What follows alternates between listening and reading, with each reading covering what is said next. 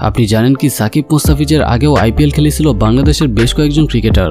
IPL এর প্রথম Bangladeshi cricketer হলেন আব্দুর রাজ্জাক। 2008 আইপিএল এর প্রথম আসরেই আরসিবির হয়ে খেলেছিলেন এই বাঁহাতি স্পিনার। যদিও একটি ম্যাচ খেলেছিলেন রাজ্জাক, রাজস্থানের বিপক্ষে সেই ম্যাচে 2 ওভারে 29 রান দিয়ে উইকেটবিহীন থাকার পর সেই আসরে আর একাদশেই সুযোগ পাননি।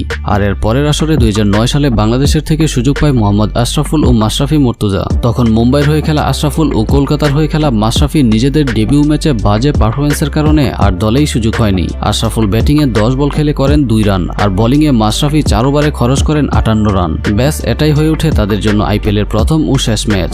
আর 2012 সালে পুনে ওয়ারিয়র্সের হয়ে তামিম তো ডাগআউটে বসেই কাটিয়ে দিয়েছেন। তবে আইপিএলে বাংলাদেশিদের মধ্যে সবচেয়ে সফল ক্রিকেটার ছিলেন সাকিব আল হাসান, যিনি 2011 সালে প্রথম কলকাতার হয়ে অভিষেকের পর থেকে মোট 2টি ফ্রাঞ্চাইজির হয়ে মোট 9টি আসরে অংশগ্রহণ করেন, যেখানে চ্যাম্পিয়নও হয়েছেন।